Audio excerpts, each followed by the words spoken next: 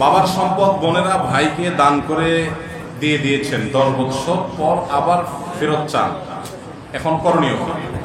বাবার সম্পদে বোনদের যে অধিকার আছে, বোনরা যদি ভাইকে বলে যে ভাই খুশি মনে এটা তোমাকে দিয়ে দিলাম, আমি এটা নেব না, তুমি ভোগ করো, আমারটা আমি পাইছি তোমাকে দিয়ে দিলাম, যদি খুশি মনে দিয়ে দেন এবং ভাই যদি সেটা গ্রহণ করেন, অর্থাৎ সেটা তো বুঝে নেন, ভাই যদি সেটা বুঝে নেন, তার দখলে নিয়ে নেন, তাহলে সেক্ষেত্রে অনেক বছর পর বোন যদি এসে বলে না আমি আগে যে দিছিলাম ওটা ফেরত চাই, এই চাওয়ার সুযোগ নাই। আপনি যখন কাউকে কিছু দিয়েছেন ওটা ফেরত দিতে পারবেন ততক্ষণ পর্যন্ত যতক্ষণ পর্যন্ত সেটা হস্তগত হয়নি বা হস্তান্তর হয়নি। আমি আপনাকে একটা জিনিস দিলাম, নেন, আপনি এটা এখনো নেন নাই, তাহলে এর মধ্যে আমি চাইলে ফেরত দিতে পারবো, কিন্তু আপনি নিয়ে নিছেন, আপনি বুঝে নিয়ে নিছেন, হস্তগত হয়ে গেছে, নিয়ে আপনি চলে গেছেন, এখন আমি 2 দিন পরে বললাম ভাই ওটা ফেরত দেন, এই অধিকার আমার নাই। আর এমনিতে নবী করিম সাল্লাল্লাহু আলাইহি ওয়াসাল্লাম এই জিনিসটাকে মন্দ জিনিস হিসেবে আখ্যায়িত করেছেন। আল্লাহ ইদু ফি হেবাতিহি কাল কালবি ইয়াউদু ফি তাইহি, নবী সাল্লাল্লাহু আলাইহি ওয়াসাল্লাম বলেছেন কুকুর বমি করে সেটাকে আবার খেলে এটা যেরকম নোংরামো খারাপ জিনিস, আপনি কাউকে কোনো কিছু দেওয়ার পর আবার তার কাছ থেকে সেটা ফেরত নিলেন, এই জিনিসটাও এরকম খারাপ, এটা অনুচিত কাজ। হ্যাঁ, ততক্ষণ পর্যন্ত ফেরত দিবেন ততক্ষণ পর্যন্ত সেটা হস্তান্তর প্রক্রিয়া শেষ হয়। আপনি তাকে বলছেন নাও, সে নিচ্ছি করে নেয় নাই, আপনি এর মধ্যে আবার আপনার সিদ্ধান্ত পরিবর্তন করে ফেরত দেন, এটা ঠিক আছে। কিন্তু দিয়ে ফেলেছেন, এখন 10 বছর পর এসে বলছেন না আমি এটা ফেরত নেব, এই সুযোগ আসলে আর নাই এবং এই ফেরত নেওয়া জায়েজ নাই। তবে যেহেতু বিষয়টা ভাই বোনের ব্যাপার এবং বাবার সম্পদে অধিকারের ব্যাপার, এখানে একটু কথা আলাদা করে বলতে হবে। সেটা হলো অনেক বোন আছেন যে ভাইদের বিভিন্ন পরিকল্পনা এবং ফাঁদের মধ্যে পা দিয়ে ফেলে, একটা সিন ক্রিয়েট করে অনেক ভাইরা, তখন বাধ্য হয়ে নিরুপায় হয়ে বোনরা বলে ঠিক আছে ভাই যাও থাক আমার লাগবে না, মন থেকে বলে না। এখন কথাটা কেউ মন থেকে বলছে কেউ মন থেকে বলে না আপনি তো জানবেন না, কিন্তু আপনি তার বিষয়টা যে মন থেকে বলেছে এটা আপনি বিভিন্নভাবে এনশিওর করতে হবে। আপনার বোনটা নিজে গরিব, কিন্তু আপনি এমন একটা সিন ক্রিয়েট করেছেন, এমন একটা পরিবেশ তৈরি করেছেন, বেচারি আর চাওয়ার মতো অবস্থা নাই, তাহলে বুঝতে হবে এখানে মন থেকে সে দেয়নি। আমাদের গ্রামে গঞ্জে অনেক জায়গায় এটা এখনো হয় যে বাবা মারা গেছে, সম্পদ ভাগ হবে, তো ভাইরা বোনদেরকে দাওয়াত দিছে, দাওয়াত দিয়ে এনে বিরাট করে খাওয়ান দাওয়ান অ্যারেঞ্জ করছে, বিরাট করে খাবার দাবারের ব্যবস্থা করছে, বোনদের জন্য শাড়ি কাপড় নতুন নতুন কিনছে, বাগিনা বাগিনের জন্য হাদিয়া তোফা কিনছে, কিনে ধুমধামে খাওয়ায়া হাদিয়া তোফা বুঝাই দিয়া এবার বলছে বোন বাবা তো চলে গেছে, এখন বাবার জন্য টুকটাক খরচ খরচা যা করার লাগে তো আমি তো করলাম, এখন সহায় সম্পদ এগুলো তোমাদের ভাগ আছে, তোমরা চাইলে নিতে পারো, এখন কি করবা দেখো। আবার শুনছি যে বাবার বাড়ি হক নিলে মেয়েদের নাকি সয় না, একটা ফতোয়া দিয়ে দিল মাঝখানে। এবার বোন কি বলবে বলেন? সাধারণত গ্রামের লাজুক অনেক মেয়েরাই আছে যারা বলবে ভাই থাক লাগবে না, সম্পদ তোমার কাছেই থাকো, কাকা তোমারে বার কর দেখ, আমার জন্য দোয়া করিও ভাই, তুমি সম্পদটা রাখো, আমার দোয়াটা দিও।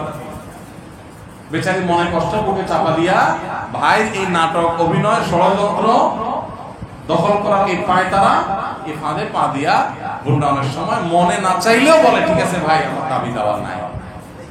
এইভাবে যদি লিখে নিয়ে নেয়, নাটক করে আদায় করে নেয়, তো মনে রাখবেন আল্লাহ তাআলার কাছে কিয়ামতের ময়দানে ঠিকই সম্পদের জন্য পাই পাই করে নিজের আমলনামা থেকে সওয়াব দিতে হবে বা তার গুনাহের ভাগ নিয়ে জাহান্নামে যাওয়া লাগবে। কথা কি বুঝতে পারছেন ভাই? কাউকে কোন লজ্জার মধ্যে ফেলে দিয়ে কোন সিন ক্রিয়েট করে কারো কাছ থেকে কিছু আদায় করলেন, এটা কি হবে না? জায়েজ। নবী করিম সাল্লাল্লাহু আলাইহি ওয়াসাল্লাম বলেছেন লা ইয়াহিল্লু মালু ইমরিইন মুসলিমিন ইল্লা বিতিবি নাফসি, কোন মুসলমানের সম্পদ তার মনের সন্তুষ্টি ছাড়া ভোগ করা কি নাই? জায়েজ নাই। অতএব এটা মাথায় রাখবেন। তবে বোন যদি খুশি মনে দিয়ে দিচ্ছেন, কোনো চাপাচাপি ছিল না, বরং সে সেদেই দিয়ে দিছে, হতে পারে অনেক বোন আছেন তাদের অনেক আছে, তাদের আর কোনো দায় দাবি নাই, দিয়ে দিছে, কোনো পরিবেশ ছাড়াই দিয়ে দিছে। যদি দিয়ে থাকে এমনকি লিখে দেয় নাই, মুখে দিয়ে দিছে, সাক্ষী আছে, সে স্বীকারও করে, তাহলে শরীয়ত দৃষ্টিকোণ থেকে সেটাও দেওয়া হিসাবে বিবেচিত হবে, আর লিখে দিলে তো বলারই অপেক্ষা রাখে না। যদি সে মন থেকে দেয় যে আপনি নাটক করে সিন ক্রিয়েট করে আদায় করেন নাই, তাকে ফান্দে ফেলে পরিবেশ তৈরি করে আদায় করেন নাই, সে নিজে থেকে উলিঙ্গি বলছে, অনেক মনটা এরকম বলে, ভাই আল্লাহ আমাকে অনেক দিছে, তো দুল্লা ভাই আল্লাহ অনেক দিছে, এগুলো তোরা কুলে গুলাকে আমার দায় দাবি না। এখন দেখলো যে আরে জিনিসপত্রের দাম বেড়ে, জমি আমার দাম বেড়ে অনেক হয়ে গেছে, এখন দরজোর বলে না ভাই আমি তখন দিয়ে দিচ্ছিলাম, এখন তো নেব। এইটা আসলে আর করা যাবে। এই জন্য বুঝে শুনে দিতে হবে। আমাদের দেশে মেয়েরা অনেক সহজ সরল, তারা দুই জায়গায় বেশি ধোকা খায়। একটা হলো বাসর রাতে জামাইয়ের কাছে পাম্পটে দিয়া বলে, আরে কি মর চিন্তা করো, আমি ইটালি চলে যেতেছি, কত টাকা আসবে সব তো তোমার। তখন বউ বলে, আরে কি বলেন এগুলো, এসব মহটা লাগবে না, এই বেচারি দিল আর কি মাথা।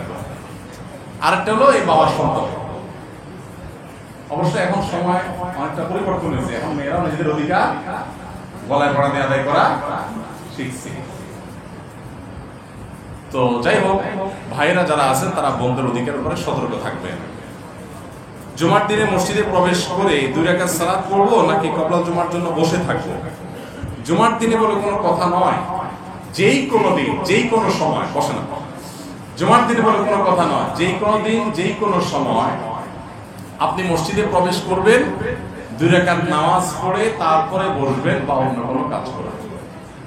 কারণ নবী করিম সাল্লাল্লাহু আলাইহি ওয়াসাল্লাম বলেছেন, ইদা দাখালা আহাদুকুমুল মাসজিদা, তোমাদের কেউ যদি মসজিদে প্রবেশ করে, ফালা ইয়াজলিস আও ফালা ইয়াকউদ হাত্তা ইয়ারকা রাকাতাইন, সেই জন্য 2 রাকাত নামাজ পড়া ছাড়া মসজিদে না বসে। তাহলে মসজিদে গিয়ে আপনি যখন বসবেন তার আগে আপনাকে 2 রাকাত নামাজ পড়া উচিত। এটা কি জুমার দিনের জন্য? আমরা মানে মসজিদে দুপুরুল মসজিদ শুধু জুমার দিন পড়ি, এটা জুমার দিন শুধু না, এটা সারা জীবনের জন্য কি প্রযোজ্য হবে। এটা মসজিদের সম্মান। তাহিয়াতুল মুসলিম মানে হলো মসজিদের মর্যাদা, যে আল্লাহর ঘরে আসছি 2 রাকাত সিজদা দিয়ে 2 রাকাত নামাজ পড়ে তারপর আমি বসি। মনে থাকবে তো ইনশাআল্লাহ? এই আমলটা বিদায় হয়ে গেছে আমাদের সমাজ থেকে, নাই। আমি একজন ব্যবসায়ী, ব্যবসার জন্য ইন্ডিয়ান হিন্দু ধর্মের লোকদের সাথে ব্যবসা করতে হয়, এমনকি আমার একজন পার্টনারও হিন্দু ধর্মের লোকজনের সাথে ব্যবসা কি হালাল হবে? দেখুন, শুধু ব্যবসা নয়, জাগতিক যত কাজ কাম আছে, আপনি একজনকে কর্মী হিসাবে নিয়োগ দিলেন অথবা কারোর অধীনে কাজ করলেন, অন্য ধর্মাবলম্বীদের সাথে এই জাতীয় দুনিয়াবি পার্থিব লেনদেনগুলো করাতে কোনো অসুবিধা। নবী করিম সাল্লাল্লাহু আলাইহি সাল্লাম অনেক অন্য ধর্মাবলম্বীদের কাছ থেকে লোন নিয়েছেন, তাদের কাউকে লোন দিয়েছেন, তাদের কাউকে দাওয়াত করে খাইয়েছেন। আবার এক ইহুদি নবী সাল্লাল্লাহু আলাইহি ওয়াসাল্লামকে দাওয়াত দিয়েছেন, তার বাসায় গিয়ে দাওয়াত খেয়েছেন। অন্য ধর্মাবলম্বীদের সাথে সামাজিক ওঠাবসাগুলো করতে ইসলাম আমাদেরকে নিষেধ করে না, বরং আল্লাহ বলেছেন, লা ইয়ানহাকুমুল্লাহু আনিল লাযিনা লাম ইউকাতিলুকুম ফিদ-দীন ওয়া লাম ইউখরিজুকুম মিন দিয়ারিকুম আন তাবাররুহুম ওয়া তুকসিতু ইলাইহিম ইন্নাল্লাহা ইউহিব্বুল মুকসিতিন। যে সমস্ত অমুসলিমেরা, অন্য ধর্মের মানুষেরা তোমাদের উপর যুদ্ধ চাপায় দেয় নাই, তোমাদের দেশ থেকে বের করে দেয় নাই, তাদের সাথে ন্যায়নিষ্ঠ আচরণ করতে আল্লাহ তোমাদেরকে নিষেধ করেন না, বরং ন্যায়নিষ্ঠ আচরণকারীকেই আল্লাহ ভালোবাসেন। তাহলে আমাদের ইসলাম হিন্দু ভাই বোনদের সাথে ব্যবসা বাণিজ্য, উঠা বসা, তাদেরকে কর্মচারী রাখা বা তাদের অধীনে কাজ করা, এগুলোতে নিষেধ করে না। কথা বুঝে আসছে? নিষেধের জায়গাটা হলো তার আদর্শটা ধারণ করতে, যে তার সাথে আমার ইমানের যে ব্যাপার, সেই ব্যাপারটাতে পার্থক্য আছে। তিনি যে বিশ্বাস করেন আমি সেটা করি না, অতএব আমার বিশ্বাসটা ভেরি ক্লিয়ার হতে হবে, এখানে কোনো কম্প্রোমাইজ করা যাবে না। তাকে আপনি সাধারণ বন্ধু হিসাবে নিলেন, কিন্তু তার আদর্শ গ্রহণ করলেন, তার আদর্শের প্রতি আপনি অনুরোধ থাকলেন, এই লেভেলের বন্ধুতা, এই লেভেলের আপন করার সুযোগ নাই। এটা মাথায় রাখবেন, কারণ আদর্শ বিষয়টা ছেলে খেলা না, এটা ক্রিস্টাল ক্লিয়ার যে আমার আদর্শ, আমার ঈমান, আমার সবকিছুর উপরে। কিন্তু মানুষ হিসাবে তিনি অবশ্যই আমার পার্টনার হতে পারেন, আমার ব্যবসার অংশীদার হতে পারেন, কোনো অসুবিধা নেই। বরং একজন মুসলমান হিসাবে এই সুযোগ আমি ইসলামের সৌন্দর্য তাকে দেখাবো, আমার আচরণ, আমার কাজ কারবার দেখে সে ইসলামের সৌন্দর্য দেখবে। অতএব তাদের সাথে এরকম কেনাবেচা করাতে অসুবিধা নেই। আমরা যে পরিমাণ কাজ করি সেই পরিমাণ টাকা পাই না, তাহলে হাসরের দিনে এই মালিকদের কি অবস্থা? হুজুর, আপনার কাছে উত্তর জানতে চাই। দোকান মালিকরা সব আছে, কর্মচারী ভাইদের প্রশ্ন এখানে বুঝাই গেছে যে মালিক ভাইদেরকে হালকা খোঁচা মেরে প্রশ্ন করা হয়েছে। তো যারা প্রশ্ন করেছেন তারা অনেকে হয়তো ভিকটিম। মালিক ভাইরা এবং কর্মচারী ভাইরা উভয় মন খাড়া কান খাড়া করে শুনেন, মন খুলে শুনেন। কর্মচারী হয়ে আপনি যদি ফাঁকি ঝুঁকি দেন, চান্সে মালিক নাই, আর কাস্টমারকে বললাম ভাই সামনে দেখেন, আমি একটু মোবাইলে আর একটু ফেসবুক ঘেঁটে নিই, তো আপনার ওই সময়ের ইনকামটা হালাল হবে না। আপনি শুধুমাত্র মালিকের বিরুদ্ধে একটা চিরকুট লেখা দিয়ে জিতে গেছেন এরকম মনে করেন না, আপনারও দায়। আর মালিক ভাইদেরকে বলতে চাই, মনে রাখবেন নবী সাল্লাল্লাহু আলাইহি ওয়াসাল্লাম বলেছেন, উতুল আজিরা ক্বাবলা আন ইয়াজুফা ইরকা, তোমরা শ্রমিকের পারিশ্রমিক তার গায়ের ঘাম শুকানোর আগে আগে দিয়ে দাও। আপনারা অনেকে হয়তো জানেন যারা মিডল ইস্টে ছিলেন, আপনাদের একটা তথ্য দেই। আমি 10 বছর সৌদি আরবে ছিলাম। এখন সৌদি আরবে চলে আসছি, আরো 5-6 বছর হয়ে গেছে। তো এখন নতুন কি আছে আমি জানি না। আমি যখন ছিলাম 10 বছর ধরে একটা নিয়ম আমি দেখেছি। আমরা যেহেতু সরকার নিয়ন্ত্রিত একটা প্রতিষ্ঠানে কাজ করতাম, সেখানকার ইসলামিক অ্যাফেয়ার্স মন্ত্রণালয়, আমাদের স্যালারি হয়তো মাসের 25 তারিখে। এবং আমি খবর নিয়েছি শুধু আমাদের না, এটা অনেক জায়গায় সরকারিভাবে নির্দেশনাই দেওয়া থাকে মাস শেষ হওয়ার আগে স্যালারি দেওয়া। সাধারণত মাস শেষ হওয়ার আগে করে স্যালারি দেয়, সারা দুনিয়াতেই স্যালারি হবে মাস শেষ হওয়ার পরে, কিন্তু সেখানে স্যালারি আগে দেওয়ার প্রচলন ছিল। আমার 10 বছর জীবনে এক মাসে এমন হয়নি, যে একটা বিচ্ছিন্ন থাকতে পারে, আমার মনে পড়ে না যে কবে এরকম হয়েছে যে স্যালারি মাস শেষ হওয়ার পরে নিতে হয়েছে। সাধারণত সাধারণ নিয়ম ছিল মাস শেষ হওয়ার দুই একবার এরকম হয়ে থাকতে পারে কালে বলতে, নরমালি সবসময় মাস শেষ হওয়ার আগে আগে স্যালারি। তখন আমার বুঝে আসলো ওখানে গিয়ে হাদিসটার উপর আমল তারা করতো। এখন কি আছে জানি না, অনেক কিছু পরিবর্তন হয়ে গেছে। সুবহানাল্লাহ, নবী সাল্লাল্লাহু আলাইহি ওয়াসাল্লাম বলেছেন, শ্রমিকের ঘাম শুকাবার আগে পারিশ্রমিক দাও, তারা মাস শেষ হওয়ার আগে 4-5 দিন আগে যেন বেতন দেয়।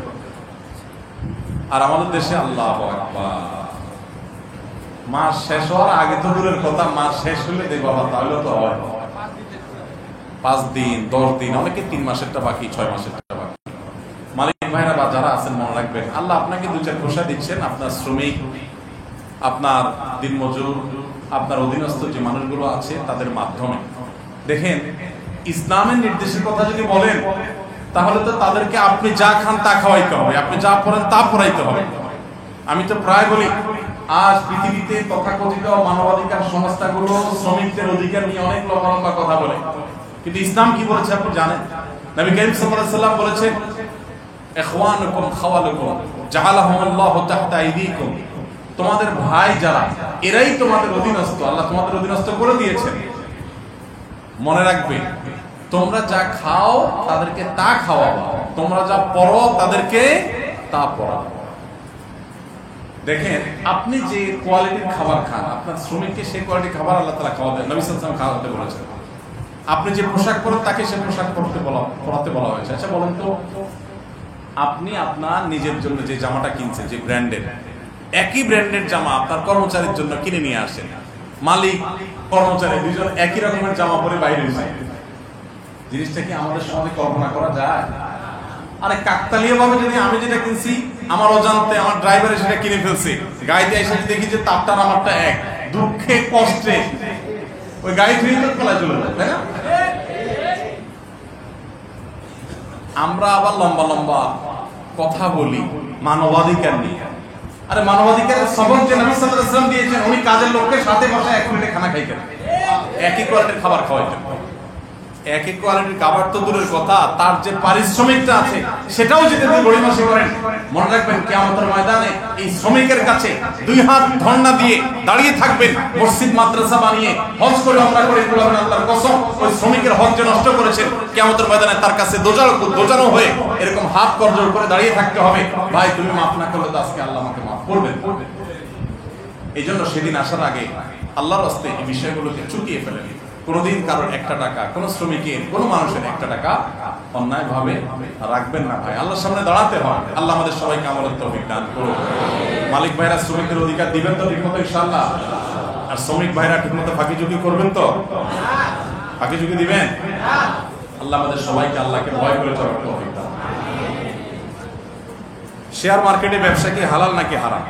শেয়ার মার্কেটের ব্যবসা এটা মৌলিকভাবে হালাল হবে যেই কোম্পানির শেয়ার কেনা বেচা করবেন সেই কোম্পানির ব্যবসা যদি হালাল হয়, সেই কোম্পানির কোর পলিসিতে অথবা ব্যবসার আইটেমে যদি হারাম কিছু না থাকে, ধরা যাক একটা কোম্পানি কলম উৎপাদন করে, ওই কোম্পানির শেয়ার কিনলে তারা খারাপ কিছু করে না, নিজের টাকায় হালাল টাকা ইনভেস্ট করে শেয়ারদের টাকা নিয়ে তারা ব্যবসা করেছে, সেই ব্যবসার শেয়ার আপনি কিনেছেন, তো এটা প্রোডাক্টটা হালাল, ব্যবসার পলিসিতে হারাম কিছু নাই, সেই শেয়ার কিনতে অসুবিধা নাই, বিক্রি করতেও অসুবিধা নাই, এই শেয়ার কেনা বেচা করলেন, প্রফিট করলেন, অসুবিধা হয়।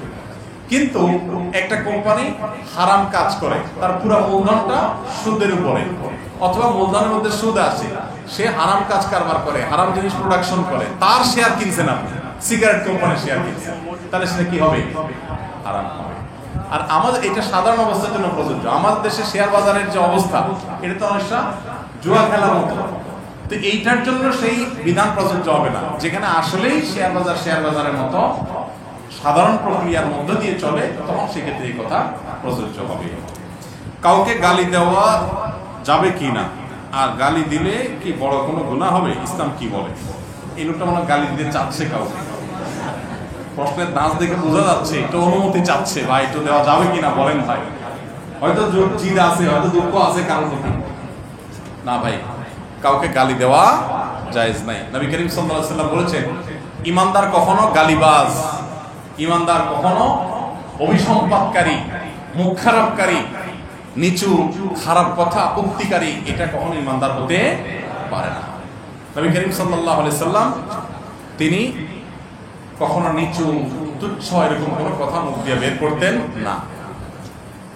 জেদের বশবর্তী হয়ে ঘরের লোকজনকে, অধীনস্থ লোকজনকে, বাহিরে ভেতরে যদি কেউ গালমন্দ করে, তাহলে সে ফাসিক, সিবাবুল মুমিনি ফুসুক ওয়া কিতালুহু কুফর। নবী সাল্লাল্লাহু আলাইহি ওয়াসাল্লাম বলেছেন, যে কোনো মুসলমানকে আপনি গালি দিলেন, কটু কথা বললেন, তাহলে এটা গুনাহের কথা, কাবিরা গুনাহ হবে। এজন্য গালি দেওয়া, যত জিদ হোক, দুঃখ হোক, কষ্ট হোক, হজম করতে হবে, সবর করতে হবে। জান্নাত এমনি এমনি পাবেন না। জান্নাত হলো সবরের ডোর দিতে হবে। যদি তাকে শাসন করতে হয়, এমন কথা বলবেন যেটা গালি না। তাকে বকা দিলেন, কিন্তু বকার ভিতরে খারাপ কিছু বললেন। আজকে সকালে একটা জায়গায় এক ভাই, তার সম্পর্কে আরেকজন বলতেছে, ভাই আপনি প্রায় গালিগালাজ করেন। তো সে বলতেছে, ভাই না তো আমি তো গালিগালাজ করি না। কারণ আপনি প্রায় শালা বলেন। কারণ আমি শালা তো বলি না, আমি একবার শুকর বলছিলাম। তো গালির ডেফিনিশন অনেক সময় আমরা বুঝতে পারি না। কাউকে যদি আপনি কোনো খারাপ পশু দিয়া, পশুর নাম ধরে বলেন তুই অমুক, গালি কি গালি না? বড় গালি। আর অমুকের বাচ্চা, তমুকের বাচ্চা, এগুলো কি শুধু গালি? এগুলো একাধারে গালি, আবার মিথ্যা অপবাদ। গালি শুধু তাকে দেন নাই, তার বাপকে ধরে দিয়েছেন, মাকে ধরে দিয়েছেন, বেচারা কোনো দোষ নাই, হয়তো দুনিয়া থেকে চলে গেছে। এগুলো কোনো ইমানদারের স্বভাব হতে পারে না। ধৈর্য ধারণ করতে হবে। আল্লাহ আমাদেরকে তৌফিক দান করুন। কর্মচারী উল্টাপাল্টা করতেছে, মেজাজটা গরম হয়ে গেছে, দিয়ে দিলেন একটা গালি, শেষ, আখেরাতটা শেষ করে ফেলবে। সবর করতে হবে ভাই। প্রয়োজনে ঘটে শক্ত কথা বলতে, তুমি কেন করলা? প্রয়োজনে তার অন্যায় করে থাকলে, ক্ষতি করে থাকলে, নিয়ম অনুযায়ী, চুক্তি অনুযায়ী ক্ষতিপূরণ আদায় করেন তার কাছ থেকে, কিন্তু মুখ খারাপ করবেন না। অনেকে আছে চুল থেকে নুন খসলেই গালি ছাড়া। কথায় কথায় গালি যাদের আসে, তারা কারা জানেন? তাদের পরিচয় কি জানা আছে? মুনাফিক। যাদের অন্তরে আসলে ঈমান নাই, মুখে শুধু ঈমানের কথা বলে, আল্লাহর কাছে আসলে মুসলমান না। এই মুনাফিকদের মার্কাগুলোর মধ্যে একটা হলো ওয়াইদা খাসামা ফাজার। কোনো ঝগড়াঝাটি হলে, মেজাজ গরম হলে কি করে? গালিগালাজ করে। সমাজে কিছু মানুষ আছে যাদের হাদিসের জ্ঞান আছে, কিন্তু তার বিচারের ক্ষেত্রে তারা ঠিক অন্যটা বেঠিক, তারটা ঠিক অন্যটা বেঠিক। এদের ব্যাপারে ইসলাম কি বলে? হ্যাঁ ভাই, এরকম মানুষ তো অনেকে আছে যে কোরআন জানে, হাদিস জানে, ইসলাম জানে, সবই জানে, কিন্তু সব নিজের বেলায়, অন্যের বেলায় সব সে না জানার ভান করে। এইরকম বহু মানুষ আছে, মাশাআল্লাহ, লম্বা কথা বলে, লম্বা ওয়াজ করে, সবই ঠিক আছে, নিজের বেলায় সব। কার বেলায়? নিজের বেলায়, পরের বেলায় নাই।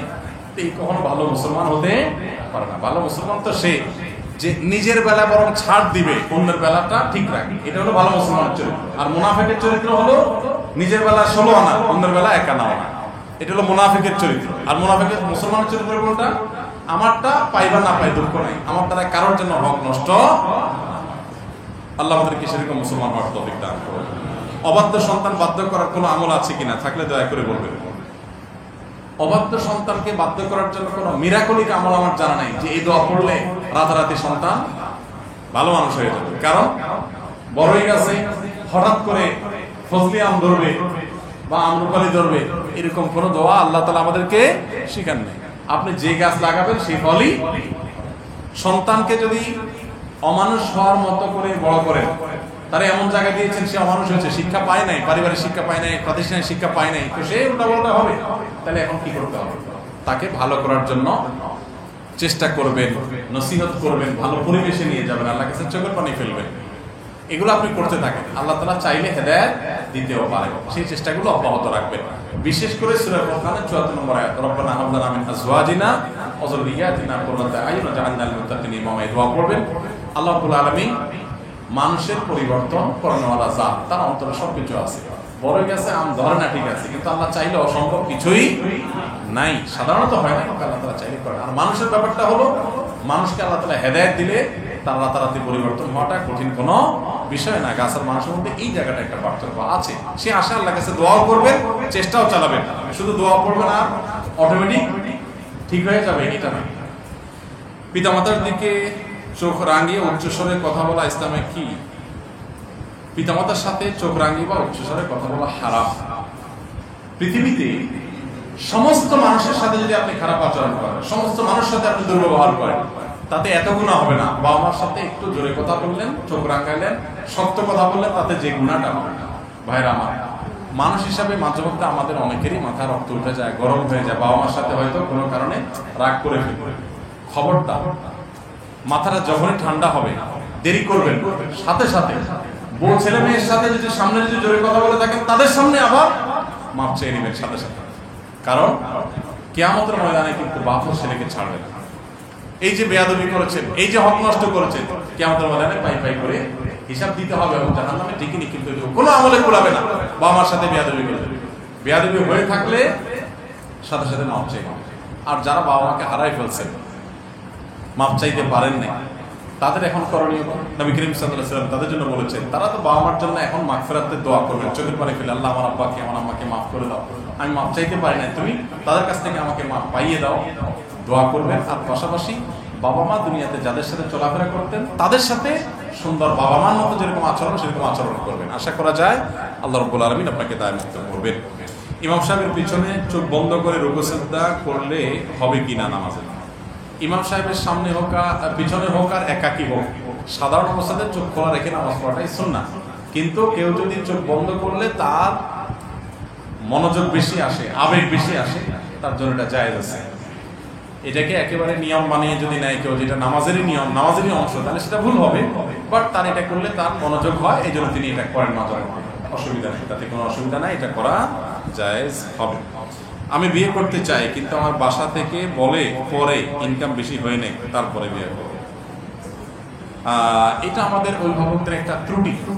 আমাদের অভিভাবকদের, অনেক অভিভাবক মনে করেন যে অঢেল টাকা পয়সা না হলে বিয়ে করা উচিত না, মনে করে যে নিজের পায়ে দাঁড়ানো, অর্থাৎ অনেক টাকা পয়সা হলে তারপর বিয়ে করতে হবে। দেখুন, আমি প্রায় সময় বলি, স্ত্রীর মহরের টাকা আর ডাল ভাত জোগাড় করার ব্যবস্থা হলে তাকে বাবা মার বিয়ে দেওয়ার জন্য, তাদের বিয়ে উপযুক্ত হয়ে গেলে বাবা মার বিয়ে দেওয়া তাদের কর্তব্যের মধ্যে পড়ে। সন্তান মহর টাকা কোনো মতো জোগাড় করতে পারছে আর স্ত্রীর ডাল ভাতটা জোগাড় করার ব্যবস্থা করে ফেলছে, মাসিক ইনকাম করে, আয় করে, যদি এতটুকু ব্যবস্থা করে, তখন বাবা মার উপরে কর্তব্য হয় সন্তান বিয়ের উপযুক্ত হলে তাকে অবিলম্বে বিয়ে দেওয়ার উদ্যোগ নেওয়া। যদি তারা না করে, এই কাজটা যদি না করে, তাহলে আল্লাহর কাছে তারা অপরাধী হবে এবং গুনাহগার হবে। বিশেষ করে সন্তান যত গুনাহের কাজ করবে, এই সবগুলোর গুনাহের ভাগ সন্তান তো পাবে, বাপ মাও পাবে। এই জন্য সময় থাকতে সন্তানকে বিয়ে শাদী দিয়ে দিবেন, বিলম্ব করবেন না। বাবা মা যারা আছেন তারা অজুহাত দিবেন অনেক টাকা পয়সা হয়ে নেই, এগুলো জায়েজ না। অল্প বয়সে মাজারের প্রতি আসক্ত হওয়া ব্যক্তির শেষ পরিণতি কি হতে পারে? মাজারের প্রতি, মাজারে আমরা, কবরে আমরা যাব কবর জিয়ারত করার জন্য। কবর জিয়ারতের জায়গাটাকে বলা হয় মাজার, জিয়ারতের জায়গাকে বলা হয় মাজার। মানে শব্দের অর্থের মধ্যেই আছে যে সেখানে আমরা কবর হিসাবে জিয়ারত করতে যাব, ওখান থেকে কিছু পাওয়ার জন্য আমরা যাব না। ওটার মধ্যে আকর্ষণের কিছু নেই। কবরে যারা শায়িত থাকেন তারা কারোর কোনো উপকার বা ক্ষতি করতে পারেন না। আমরা তাদের কবরের পাশে দাঁড়িয়ে তাদেরকে সালাম পেশ করবো, দোয়া করবো। উপকার বা ক্ষতি এটা দুনিয়াতে কেউ কারোরটা করতে পারে না, মরার মতো আরো প্রশ্নই ওঠে না।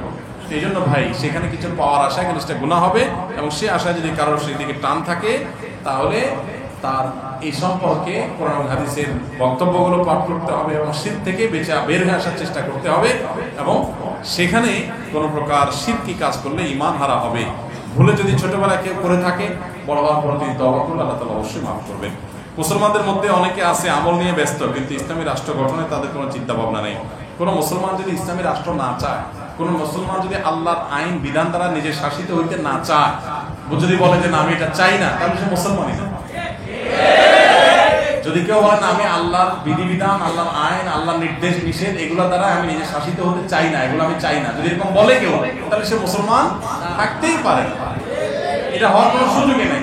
আমি আল্লাহকে রবিশা মানে নামাজ পড়বো, কিন্তু আল্লাহর আদেশের সব আমি মানতে রাজি না, সব কথা মানতে রাজি না। একটা হলো আমি মানতে পারতেছি না, এটা এক জিনিস, আর একটা হলো মানতে চাই না, আমি ভালো লাগে না, আমি এটা চাই না। এই চাই না যদি কেউ বলে, তার ইমানই থাকার কোনো সুযোগ নাই। এটা ভয়ঙ্কর বিষয়। একটি শ্রমিকের ন্যায্য মূল্য না দিলে তার পরিণত কি? একটু আগে বললাম শ্রমিকের ন্যায্য মূল্য না দিলে কি হবে। ব্যবসা করার জন্য কিছু টাকা লাগবে, এখন কেউ সুদের উপরে, এখন কি সুদের উপর টাকা নেওয়া যাবে? কেউ তো এমনি টাকা দিবে না, এখন করণীয় কি? খুব দুঃখজনক বিষয় যে আমাদের কেউ কাউকে আমরা লোন দেই না। লোন দেই না কেন, সেটা আরেক দুঃখজনক কথা। লোন যদি দেই তো ওই বেটা পিছনে হাঁটতে হাঁটতে দুটা হয় হয়ে যায়। অনেকের ভালো উদ্দেশ্য যে চাই একটা মানুষ উপকার করি, কিন্তু বেটা লোন একবার নিতে পারলে আর দোকান থেকে বাকি নিয়ে ওই দোকানের সামনে আর হাঁটে না, আর দোকান থেকে অভাব কিনা খায়। এই চরিত্র আমাদের থাকার কারণে অনেকে লোন দিতে চাইলেও দিতে পারে না। এই জন্য শরীয়ত বন্ধকের সিস্টেম রেখেছে। প্রয়োজনে কাউকে লোন দিলে কিছু বন্ধক রাখে, ভালো সাজার দরকার নেই। না না আপনি তো দিয়ে দিবেন, ঠিক আছে, দরকার নেই। যদি সন্দেহ হয় বন্ধক রাখেন, সে যদি লোন দিতে গরিবসী করে বিক্রি করে আপনার টাকা আদায় করে বাড়িতে তাকে থাকলে ফেরত দিবেন, বাস শেষ। তো এইভাবে হলেও লোন দেওয়ার প্রচলন করবেন। কোনো কোনো ক্ষেত্রে দানের চাইতে লোন দিলে বেশি সওয়াব হয়, এটা জানেন আপনারা? দান করলে তার চাইতে লোন দিলে বেশি সওয়াব হয়। এখন প্রশ্ন আসতে পারে, দান মানে তো একসাথে দিয়ে দেবে, আর লোন মানে তো দিলাম আবার নেবো। তো দিলাম আবার নেবো, এটা কিভাবে একসাথে দেওয়া যায় কিভাবে বলতে পারবো?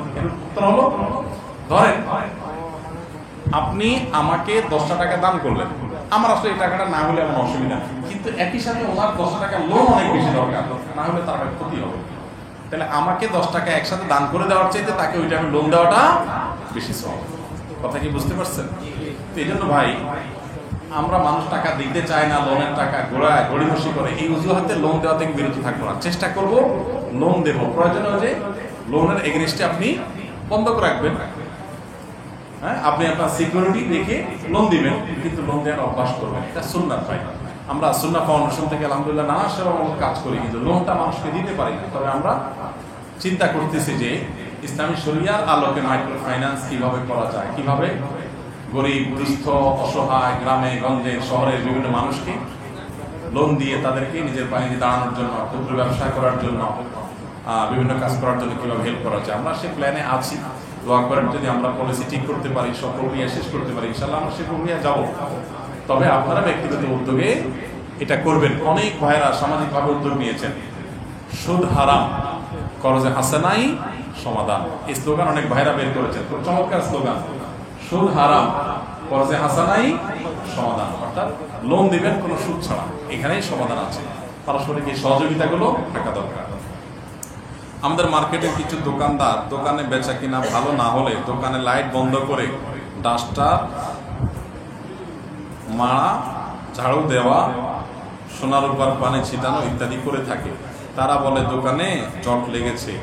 এইসব করার পর আবার নতুন করে দোকানদারি শুরু করে। এটা কতটা ইসলাম সম্মত? এটা পুরোটাই মূর্খতা সুলভ কাজ। এটা মূর্খতা সম্মত, ইসলাম সম্মত না। এটা কোনো বুদ্ধিমান মানুষের কাজ না। এগুলো এক ধরনের শিরক, এগুলো এক ধরনের কি ভাই শিরক, গুনাহের কথা। আপনি মনে করতেছেন এই সোনার উপর পানি আপনার বরকত এনে দিবে। বরকত আর মালিক আল্লাহ তাআলা, যেটা আসার এমনিতে আসবে। আপনি ভালো কাজ করেন, আপনার সোনার উপর পানি দিলেন, ঝাড়ু দিলেন, লাইট বন্ধ করে দিলেন, এই সমস্ত নাটক করে কোনো লাভ হবে না। এসবগুলো করে কোনো লাভ হবে না। ব্যবসার কল্যাণ তো হবেই না, উল্টা ইমান যেটুকু আছে সেটুকু চলে যাবে। ইসলামে কোনো কুসংস্কারের সুযোগ নেই। এই সোনার পানির বা ডাস্টারের ঝাড়ুর কোনো ক্ষমতা নাই, বিধায় এ ধরনের বিশ্বাস করা যাবে না। আমি অল্প বয়সে বিয়ে করেছি, দেন মোহরের টাকা অনেক বেশি, এখন কি করব একটু বুঝাইয়া বলে দেব। দেওয়ার মতো সামর্থ্য নেই। আরে বেচারা, দেওয়ার মতো সামর্থ্য নেই তো বিয়ে করতে বলছে কি আপনাকে? যেহেতু বিয়ে করে ফেলছেন আর ফান্দে আটকা পড়ে গেছেন, এখন আমি তো বাঁচার কোনো রাস্তা দেখতেছি না। এখন একটা রাস্তা আছে, সেটা হলো বউয়ের কাছ থেকে কিস্তি করে নিতে পারেন, যে একটা খাতায় লেখা রাখো, আমি গরিব মানুষ, যা পারি মাঝে মধ্যে দেবো, তুমি ওইটা বুঝা পায়া লেখা রাখো, আপনিও লেখা রাখেন। দিতে দিতে বলবেন যে আমি যদি মরে যাই মাফ করে দিও, আর যদি বেঁচে থাকি আমি তোমার দেনা পরিশোধ করে দেবো, এটা চেষ্টা করেন। আর বুদ্ধি আরেকটা আছে, সেখানে একটা দরখাস্ত লিখতে পারেন, বউয়ের কাছে একটা অ্যাপ্লিকেশন লিখবেন, বরাবর স্নেহময় স্ত্রী বিষয় মোহর মওকুফের আবেদন, জনাবা যথাবিহিত সম্মান প্রদর্শন পূর্বক নিবেদন এই যে আমি অদম গরিবের ছেলে, বা আমি নিজে গরিব মানুষ, বিয়ের সময় বুঝে উঠতে পারি নাই, মুরব্বীদের ফুসলানিতে অনেক বেশি মোহরে রাজি হয়ে গিয়েছিলাম, কিন্তু এখন আমার দেওয়ার সামর্থ্য নাই। আপনি আপন অনুগ্রহে আপনার অধিকার মোহর থেকে কিছুটা কমাইয়া দিয়া আমার প্রতি অনুগ্রহ করিয়া বাধিত করিবেন, বিনীত আপনার গরিব স্বামী। এরকম একটা দরখাস্ত লেখার পর স্ত্রী যদি মায়া করে দয়া করে বলে ঠিক আছে, সাইন দিয়া বলে যে ঠিক আছে 50% মওকুফ করা হলো, 100%, আরে দেখছেন ফুল ফ্রি চায়। যদি স্ত্রী মাফ করে দেয়, আল্লাহ বলেছেন ফাকুলুহু হানিআম মারিআ, তোমাদের স্ত্রীরা যদি তোমাদের সিরিয়াস ইস্যু, স্ত্রী যদি তোমাকে নিজে থেকে বলে ঠিক আছে মোহরের এই অংশ আমার দেওয়া লাগবে না, সেটা তো আসলে সহজে পাবেন না। বউয়ের সাথে যদি আচরণ খারাপ করেন, বউকে মওকুফ করবে, বলবে চান্দ কড়াই গন্ডা সব বুঝে নেবে, কোনো মাপ নাই, দুনিয়াতে দিবা না আখিরাতে নেবে। আর যদি আগে ভাগে ভদ্র ছেলের মতো থাকেন, সুন্দর আচার আচরণ করেন, গালিগালাজ না করেন, ব্যবহার ভালো করেন, তাহলে দরখাস্ত করলে ফাসলালে মাপ টাপ চাইলে হয়তো মাপ পাইতে পারে। সিরিয়াস ইস্যু, হাসির ইস্যু না। স্ত্রীর যে মহারানা, এটা পরিশোধ করতে হবে ভাই। অনেকে আমরা এই মাসআলা জানি না। আপনি যদি মারা যান, আপনার বইয়ের মোহর দেওয়া ছাড়া আপনার যে সম্পদ আছে, এই সম্পদগুলো ভাগযোগ পরে হবে। আগে স্ত্রীর মোহর এখান থেকে পরিশোধ হবে, তারপরে থাকলে ছেলে মেয়ে অন্যরা ভাগ পাবে। জিনিসটা ছেলে খেলা না। অনেকে আমরা মনে করি যে মোহর এটা বোধহয় কথার কথা, এমনি বোধহয় ধরতে হয়, বোধহয় দেওয়া লাগে না। এটা সিরিয়াস, এটা পাওনা, একটা দেনা স্ত্রীর কাছে আপনার দিতে হবে। আমি যে দরখাস্তের কথা বলেছি একটু মজা করে, এর মানে এই না যে আসলে আপনি তার কাছে মাপ না চাইলে চলবে, হয় দিবেন আর নাহলে তার কাছ থেকে মাপ চাইবেন। মাপ চাওয়ার জন্য আরেকটা বুদ্ধি আছে, সেটা হলো স্ত্রী যদি দেখেন যে মাপও করবে না, একটু শক্ত মহিলা, তাহলে বলবেন এক কাজ করো, তোমার যে ঘরোয়া কাজ কাম এগুলো আমার কিছু দাও, হাড়িবাতি ধোয়া, তরকারি কাটা, কিছু কাজ আমি করি, এর বিনিময়ে কিছু টাকা তুমি কাটো। মানে এক কথায় বউয়ের কাছ থেকে কিভাবে আদায় করবে সেটা আপনি জানেন, কিন্তু মাপ আপনাকে আদায় করতে হবে, আর না হলে তার টাকাটা তাকে পরিশোধ। বিয়ের সময় আমরা আমাদের ছেলেবেলা দেখেছি, ছোটবেলায় দেখেছি যে একটা রুমাল দিত পুরুষের মুখে, বেচারা মুখে রুমাল দিয়ে, এখন আর এই সমস্ত নাই, একসময় ছিল না। আমার প্রায় মনে উঠতো যে এই রুমালটা বেচারা মুখে কেন দিয়ে রাখছে। মানুষ সাধারণত গরুর মুখে ইয়া দেয় যাতে ঘাস না খায়, বেচারা মুখে রুমাল দিছে কেন? তো পরে আমার কাছে মনে হলো যাতে কোনো কথা না বলে, কারণ অনেক বিয়ে আগের সময় ভেঙে যেত, জামাই কথা বললে বলে বেয়াদব ছেলে, বিয়েই ভেঙে যেত। এরকম অনেক বিয়ে দেখেছি আমরা যে বিয়ে ভেঙে গেছে। তো যাই হোক, এই যে ব্যাপারটা, ছেলেকে কোনো কথা বলতে দেয় না। আমার বিয়ের সময় যখন মহর ধার্য হবে, আমার মামা শ্বশুর ছিলেন, আল্লাহ ওনাকে দুনিয়া থেকে নিয়ে গেছেন, আমার আব্বাজান ছিলেন, আল্লাহ ওনাকেও নিয়ে গেছেন, আল্লাহ তাদের উভয়কে মাগফিরাত নসিব করুন। তো তারা বার্গেনিং করতেছিলেন মহরের ফিগার নিয়ে, মুরব্বীরা। তো আমি বিনয়ের সাথে ফ্লোর নিয়ে বললাম যে আমি তো মহর আসলে এত পারবো, এর বেশি না, আমি সামান্য করে টাকা বেতন পাই, তাহলে মহর তো আমি কত যেন 35,000 বোধ না কত যেন ছিল, বললাম যে আমি এর বেশি পারবো। তো তারা আমার মামা শ্বশুর বলতেছিল না এটা কি হয় নাই, কারণ দেখেন মোহরটা আমার দেওয়া লাগবে, তা আপনার ইস্যু না, আপনি দেওয়া লাগবে, আপনি জোর করে চাপাই দিলে তো হবে না, আমি এর বেশি পারবো না। এখন পরে আলহামদুলিল্লাহ আমার কথা অনুযায়ী হয়েছে। এখন অনেক মুরব্বীরা আছে এখানে, ছেলে কথা বলে বলো বেয়াদব, এখানে শুধু বেয়াদবির ইস্যু নেই, শুধু বাবা আমার দেওয়া লাগবে এটা, আপনি আমাকে বাধাই দিলে তো হবে না। এই জন্য ছেলেরা মোহর ধরার সময় অনেকে ভাবের জন্য মোহর ধরে, তোমার বিয়ের মোহর কত, 30 লাখ 5 টাকা, 10 লাখ 1 টাকা, পেটে পানা দিতে 10 টাকা বাইরে হবে, মোহর কত 10 লাখ 5 টাকা। এটা দুর্ভাগ্যজনক। মোহর এটা ফ্যাশনের বিষয় না। অনেকে মনে করে মোহর এটা, অনেক মেয়ের বাবারা এই ভুলটা করে, মনে করে যে মোহরটা হলো সিকিউরিটি মানি, এটা ভুল। মোহর কোনো সিকিউরিটি মানি না। মনে করে যে তালাক দিতে পারবে না, বেশি মোহর হলে মোহর দেওয়ার ভয়ে তালাক দিতে পারবে। খুবই দুর্ভাগ্যজনক একটা ব্যাপার। আপনি বিয়ে দেওয়ার আগে তালাক চিন্তা করতেছেন, নেগেটিভ চিন্তা করতেছেন। মনে রাখবেন, যে বিয়ে ভাঙবে ওটা 10 কোটি টাকা মোহর হলেও ভাঙবে, আর যেটা ভাঙবে না ওটা অল্প থাকলেও ভাঙবে না। এখানে অনেক মুরব্বীরা আছেন, তাদের মোহর অনেক কম ছিল। বাবা আপনার মোহর কত ছিল, কত দিয়েছেন সেটা বলুন। দিয়েছেন না দেন নাই?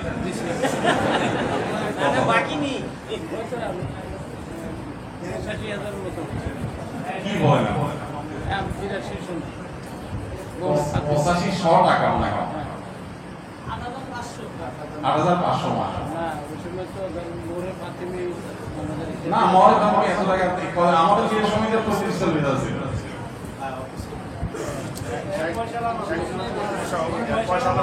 পয়সাটা মানে আপনি এত কম দেন কি কারণে? আপনি চাচ্ছেন আরো বেশি দেওয়া, এটা তো সামর্থ্য বেশি থাকলে বেশি দিবেন, সমস্যা নেই। আচ্ছা এখন দিয়ে দিন, এখন দিয়ে। অনেকেই আছেন, অনেক মুরব্বীরা আছেন যে 5 টাকা 10 টাকা 20 টাকা সে আমলে মোহর ছিল, তাদের বিয়ে কি সব ভেঙে গেছে? এখনকার পোলাপান 20 টাকা 30 টাকা ভাঙে মোহর দেয়, 1 বছর যদি বিয়ে ভেঙে, তাহলে বোঝা গেল যে মোহর বেশি হলে যে ঠিক এমন কোনো কথা। মেয়ের বাবারা যারা এসব চিন্তা করেন এগুলো ভুল চিন্তা করবেন। আর ছেলেরাও মোহর ফ্যাশনের জন্য 10 লাখ 20 লাখ করেন, মনে করে যে ভাবচক্কর, সে যে আসলে ফাঁসা যাচ্ছে নিজে টের পাচ্ছে না, এই জন্য খুব হিসাব নিকাশ করে পা ফেলবে। আল্লাহ তাআলা আমাদের সবাইকে আমাদের প্রতিজ্ঞা